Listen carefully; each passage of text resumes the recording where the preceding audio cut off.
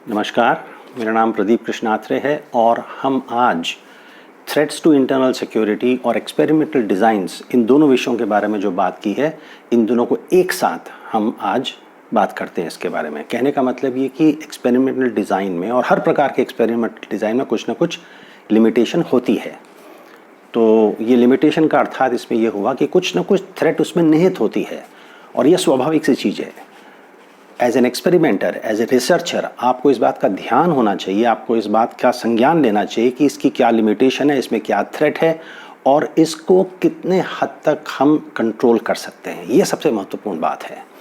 तो अब इसके बारे में अपन जितना भी पिछले 6-7 सेशंस में हमने इन दोनों विषयों पे बात की है, इसको हम एक साथ जोड़कर आज एक सेशन अंत में internal threats to internal validity और एक्सपेरिमेंटल डिज़ाइन के बारे में बात करने वाले हैं। ध्यान आपको ये रखना है कि जब हम एक्सपेरिमेंटल डिज़ाइन के बारे में बात करते हैं तो हम लोग मूलतः इस बात का ध्यान देते हैं कि जब पोस्ट टेस्ट होता है या ट्रीटमेंट के बाद जो टेस्ट होता है उसको हम डिपेंडेंट वेरिएबल कहते हैं और ट्रीटमेंट को हम इंडिपेंडेंट वेरिएबल कहते हैं।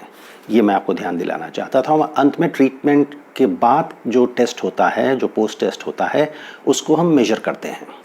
मोटे मोटे रूप से ये बात काम करते हैं।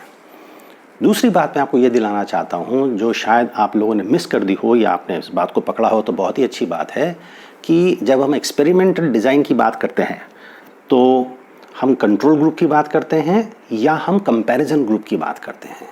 अब देखिए इन दोनों में क्या अंतर है। कंट्रोल ग्रुप में ये होता है, एक तो एक्सपेरिमेंटल ग्रुप होता है।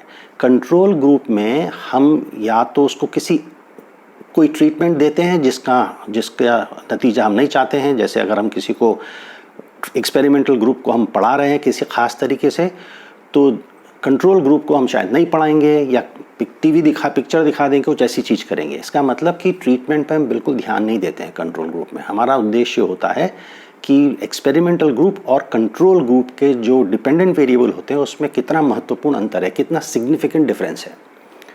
कंपैरिजन ग्रुप में ऐसा नहीं होता है। इसका एक मैं उदाहरण के साथ समझाता हूँ आपको।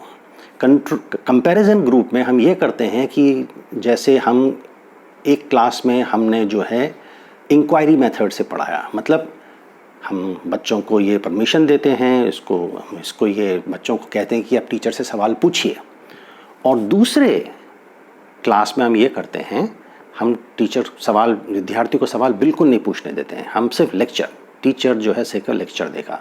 तो हम यहाँ क्या कर रहे हैं, एक कंपैरिजन ग्रुप ला रहे हैं जो सिर्फ ओनली लेक्चर मेथड से पढ़ाया जाएगा। और ट्रीटमेंट ग्रुप हमारा ये है कि हम इंक्वायरी मेथड है कि बच्चे इंक्वायर कर सकते हैं, बच्चे सवाल पूछ सकते हैं, है ना। तो ये दो तरीका हम कंपैरिजन करना चाहते हैं। और अक्सर इसमें होता ये है कि हम ये जानना चाहते हैं कि क्या इंक्वायरी मेथड कन्वेंशनल जो मेथड है, जहाँ कोई लेक्चर मेथड है, उससे कितना बेहतर है, कितना सिग्निफिकेंट डिफरेंस है दोनों के अंदर। तो ये होता है कंट्रोल ग्रुप और कंपैरिजन ग्रुप में डिफरेंस। इसको मैं रेखांकित करना चाहता था। अच्छा, अब हम आते हैं असली मुद्दे पर। मुद्दा ये है कि इंटरनल थ्रेट्स को एक्सपेरिमेंटल डिज़ाइन के द्वारा कैसे कंट्रोल किया जा सकता है और हम internal threats to internal validity को कैसे कंट्रोल कर सकते हैं। तो हमने जो है 10 थ्रेट्स टू इंटरनल वैलिडिटी के बारे में बात की है। अब उसके बारे में संक्षेप से आपको बताते चलता हूँ कि उसको कैसे अपन क्या कर सकते हैं इसके बारे में। पहला जो थ्रेट है वो है सब्जेक्ट कैरेक्टरिस्टिक्स। सब्जेक्ट कैरेक्टरिस्टिक्स का मतलब ये है कि जब आप एक्सपेरिमेंटल ग्रुप और कंपैरिजन ग्रुप में एक जो है ना लेक्चर मेथड है जो कंट्रोल ग्रुप है और एक इंक्वायरी मेथड है जो आपका एक्सपेरिमेंटल ग्रुप है, तो अगर इसमें विद्यार्थी को आपने रैंडमली असाइन नहीं किया है तो फिर हो सकता है कि एक क्लास में बच्चे ज़्यादा अक्लमंद हों, ज़्यादा पढ़े लिखे हों, ज़्यादा मेहनती हों, तो फिर उस क्लास का नतीजा ज़्यादा आ सकता है। उस पोस्ट टेस्ट में उनके स्कोर ज़्यादा अच्छे हो सकते हैं, उनका एकेडमिक परफॉर्मेंस अच्छा हो सकता है। तो फिर आपको ये कहने में दिक्कत होगी, लोग ये सवाल उठाएंगे कि भाई ये इंक्वायरी मेथड से अच्छे मार्क्स नहीं आए हैं, उस क्लास के बच्चे पहले से ही मेहनती थे, अक्लमंद थे, अच्छे स्कूल से आए थे, अच्छे परिवार से आए थे, कई कारण हो सकते हैं। तो एक राइवल एक्सप्लेनेशन आ जाता है, एक दूसरा इंडिपेंडेंट वेरिएबल्स का जिक्र आ जाता है। और एक्सपेरिमेंट का उद्देश्य केवल ये होता है कि आपका जो डिपेंडेंट वेरिएबल होता है, जो टेस्ट आप पोस्ट टेस्ट लेते हो, उसका संबंध सीधे और बड़े ही प्रगाढ़ रूप से ट्रीटमेंट के साथ होना चाहिए, और जितने भी दूसरे थ्रेट्स हैं उसको आपको अच्छी तरह कंट्रोल करना चाहिए। तो सब्जेक्ट कैरेक्टरिस्टिक्स को कंट्रोल करने के लिए आपको रैंडम असाइनमेंट सब्जेक्ट्स का करना बहुत ज़रूरी है। कहने का मतलब ये है कि रैंडम असाइनमेंट ये सुनिश्चित करता है कि एक्सपेरिमेंट शुरू करने के पहले जो सब्जेक्ट्स हैं, जो आपके विद्यार्थी हैं यहाँ इस उदाहरण में, वो शुरू से ही एक दूसरे के बराबर हैं। There are no significant differences to begin with in both the groups, lecture group और दूसरा इंक्वायरी ग्रुप के जो छात्र हैं। तो सब्जेक्ट कैरेक्टरिस्टिक्स को कंट्रोल करने के लिए आपको रैंडम असाइनमेंट करना बहुत ज़रूरी है। दूसरी बात होती है मोर्टेलिटी। मोर्टेलिटी का मतलब आप जानते हैं कि अगर एक्सपेरिमेंट, समझिए आप दोनों मेथड से आप कंपेयर कर रहे हैं, लेक्चर मेथड जो कंट्रोल ग्रुप है और इंक्वायरी मेथड है, तो लगभग आप एक सेमेस्टर चलाएंगे पूरा और उसके बाद नतीजा देखना चाहेंगे। तो हो ये सकता है कि जब 2 कक्षाओं में आप अलग अलग तरह से पढ़ा रहे हो तो कुछ विद्यार्थी मिस हो जाएं, कुछ विद्यार्थी एग्ज़ाम न लिखें, कुछ विद्यार्थी जो हैं आपकी संख्या कम हो जाए। तो इसको कंट्रोल कैसे किया जाता है? अगर समझिए दोनों ही ग्रुप में लगा उतने ही विद्यार्थी, जैसे यहाँ से 2 ड्रॉप हुए तो वहाँ से भी 2 ड्रॉप हो गए, तो आप थोड़ा बहुत इसको कंट्रोल कर सकते हैं। तो ये सुनिश्चित करना चाहिए कि अगर ड्रॉप हो रहे हैं तो दोनों तरफ से जो है लगभग उतने ही विद्यार्थी ड्रॉप हो जाएं या छोड़ दें, मतलब परीक्षा पोस्ट टेस्ट नहीं थे, इसका मतलब ये है। तीसरा अंतर उसमें ये होता है लोकेशन का, जो थ्रेट होता है लोकेशन। तो एकेडमिक सिचुएशंस के अंदर ये ज़्यादा दिक्कत वाली बात नहीं है, क्योंकि आपको ये सुनिश्चित करना चाहिए कि अगर 2 क्लासरूम के अंदर पढ़ाई अलग अलग तरह से की जा रही है तो वहाँ सुविधाएं और वहाँ व्यवस्थाएं बिल्कुल एक जैसी हों। ऐसा नहीं कि एक जगह एसी चल रहा है तो दूसरा की एसी नहीं चल रहा है, एक जगह लाइट काम कर रही तो दूसरे की लाइट काम नहीं कर रही, ऐसा आपको बिल्कुल नहीं करना चाहिए। तो इतनी दिक्कत वाली बात नहीं है, आपको ये बिल्कुल सुनिश्चित करना है कि दोनों जगह व्यवस्थाएँ पूरी तरह से समान हैं। तो लोकेशन के थ्रेट को आप कंट्रोल कर लेते हो। चौथा है इंस्ट्रूमेंट डिके।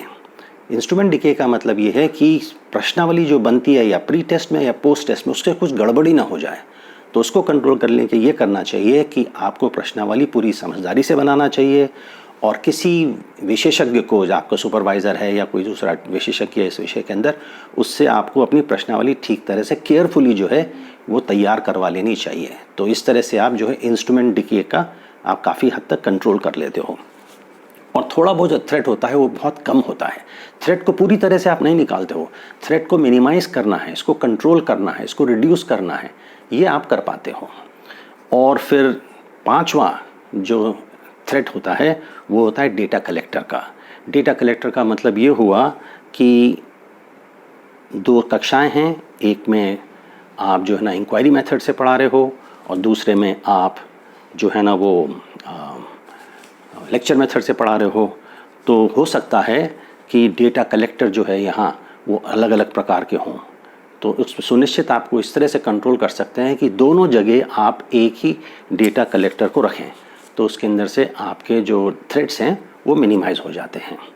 6वां जो होता है वो डेटा कलेक्टर बायस होता है। जो डेटा कलेक्ट करता है, चाहे वो ऑब्जर्वेशन से कर रहा हो, चाहे वो प्रश्नावली देख के कर रहा हो, उसको ऐसे ट्रेनिंग दें कि अपना जो बायस है, अपना जो झुकाव है, वो उसमें आप वो प्रकट न करें, ना अपने चेहरे से, ना अपने व्यवहार से, ना अपने बोलचाल से।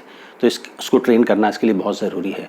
और कोई भी क्वांटिटेटिव रिसर्च में, चाहे वो एक्सपेरिमेंट्स हो, चाहे वो सर्वे हो, डेटा कलेक्टर या इन्वेस्टिगेटर को ट्रेन करना अत्यंत आवश्यक होता है।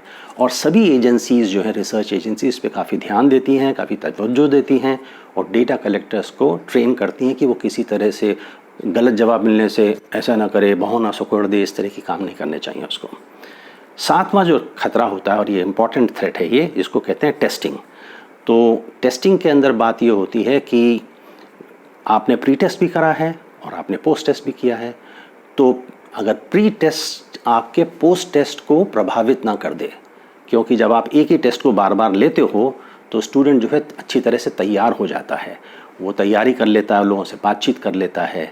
मगर इसका थ्रेट इस तरह से मिनिमाइज़ होता है जब आप एक्सपेरिमेंटल ग्रुप को और कंट्रोल ग्रुप को दोनों को प्री टेस्ट करते हो और पोस्ट टेस्ट करते हो, तो फिर वो कैंसिल आउट हो जाता है। इसके लिए ज़्यादा जो है घबराने की इसकी बात नहीं है। आपको सिर्फ सुनिश्चित ये करना है कि आपको जो है ना वो प्री टेस्ट और पोस्ट टेस्ट को सावधानी से करना है। दूसरा तरीका उसका ये होता है कि आप रैंडमाइजेशन कर दें, और हमने देखा भी है कि अगर रैंडम असाइनमेंट करते हैं, आप विद्यार्थियों को अलग अलग ग्रुप में करते हैं, तो आपका थ्रेट जो है बहुत सा कम हो जाता है और ऐसी स्थिति में आपको प्री टेस्ट करने की आवश्यकता नहीं होती है। मगर दिक्कत यहाँ ये आती है जब पूरे क्लास को आप एक ट्रीटमेंट दे रहे हो, तो क्लास को आप जो है ना रैंडम असाइनमेंट नहीं दे सकते हैं। तो ऐसी स्थिति में ये ज़रूरी है कि आप टेस्टिंग को दोनों ग्रुप्स को जो है प्री टेस्ट दें, और जो डिफरेंसेस आते हैं वो कैंसिल आउट हो जाते हैं। 8वां जो इसके अंदर थ्रेट है वो है हिस्ट्री का है। हिस्ट्री में भी यही होता है कि अगर समझिए कैसी कोई घटना हो गई है जो एक्सपेरिमेंटल सिचुएशन के बाहर है, जो आपके डिपेंडेंट वेरिएबल को प्रभावित कर सकती है, तो हम ये मान के चलते हैं कि ये बाहर की घटना जो हुई है वो आपके एक्सपेरिमेंटल ग्रुप्स के जो विद्यार्थी या सब्जेक्ट्स हैं और जो आपके कंपैरिजन ग्रुप के विद्यार्थी हैं, उन दोनों को एक समान प्रभावित करेगी, इसलिए वो कैंसिल आउट हो जाता है वो ख़तरा। 9वां जो इसका ख़तरा है वो मैच्योरेशन का है। तो मैच्योरेशन का मतलब ये है कि जब आप एक सेमेस्टर तक पूरी ट्रेनिंग देते हो, तो विद्यार्थियों को 2 क्लासेस को आप जो है ना 2 अलग अलग तरह से पढ़ा रहे हो और एक सेमेस्टर तक पढ़ा रहे हो, तो विद्यार्थी जो है अगर 3 महीने में वो डेवलप होता है, वो जागरूक होता है ज़्यादा। जैसे जैसे कि उम्र बढ़ती है, जैसे जैसे वो कक्षा में पार्टिसिपेट करना शुरू करता है, तो उसकी जानकारी बढ़ती है, उसकी उत्सुकता बढ़ती है, कुछ छात्रों की वो पढ़ना शुरू कर देता है, तो मैच्योर हो जाता है। समय बीतने से हर व्यक्ति थोड़ा बहुत मैच्योर होता है, और ये अक्सर जो है ना एक्सपेरिमेंट की अवधि पे डिपेंड करता है। अगर आपकी इस एक्सपेरिमेंट की अवधि 3 महीने की चल रही है, जैसे हमने उदाहरण दिया है अभी, तो ऐसी स्थिति के अंदर ये बहुत ज़रूरी है कि ना आप इस पर आप ध्यान दें।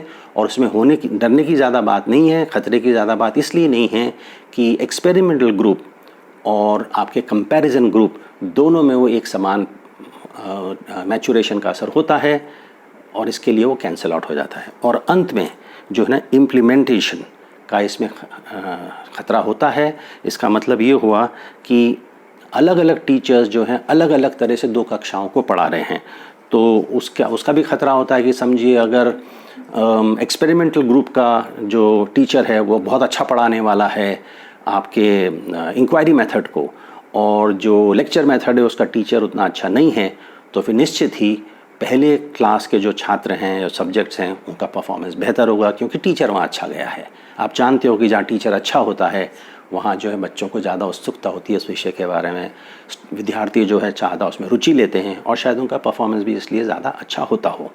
इसलिए ज़रूरी ये है, इसको कंट्रोल करने का तरीका ये है कि दोनों ही कक्षाओं में आप 1 से ज़्यादा टीचर का इस्तेमाल करें। मतलब 3-4 टीचर ने आप एक मेथड को पढ़ा दिया और दूसरे मेथड को भी 3-4 टीचरों ने पढ़ा दिया, तो उस 3-4 टीचर्स में कुछ अच्छे पढ़ाने वाले होंगे, कुछ ठीक ठाक पढ़ाने वाले होंगे, तो उस तरह से आप इस थ्रेट को कंट्रोल कर लेते हो। तो ये 10 जो है ना मेथड्स पे हमने आज बात की थी, और मैं उम्मीद करता हूँ कि जब आप एक्सपेरिमेंट डिज़ाइन करोगे तो थ्रेट्स टू इंटरनल वैलिडिटी का आप पूरी तरह से ध्यान दोगे। धन्यवाद।